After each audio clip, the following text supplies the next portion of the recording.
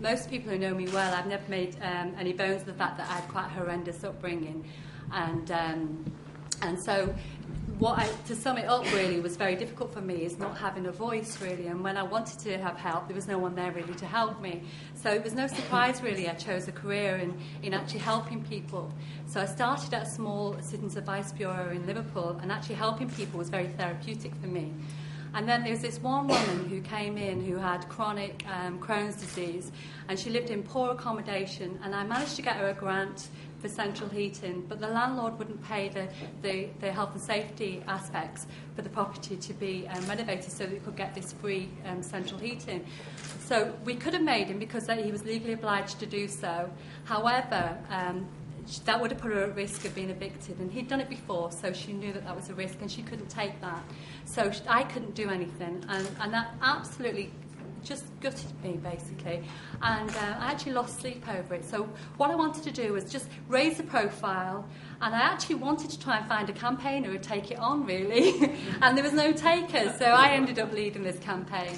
And so basically, and then something magical happened. This time last year I won the Sheila McKechnie Award, the Witch Award for Consumer.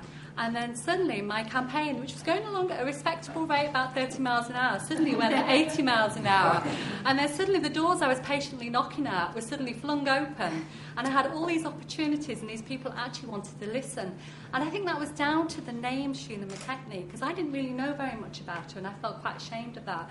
But I've listened to stories about her along my journey, and it's quite inspiring that, you know, her legacy has meant so much to me, and yet I never ever met her.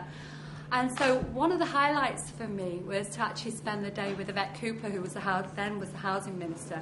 And she, do you know what? She made me feel like I was part of the team, and I spent the day there.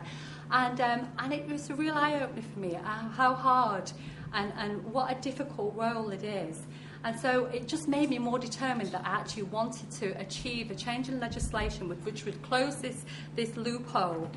So now today I'm actually working for the NSPCC, and it's so good for me to actually, as a campaigner working for the NSPCC, to actually reach out to children and actually help them, because, you know, I was a child once that actually needed help, and it's so lovely to be in a position to put those negatives into a positive.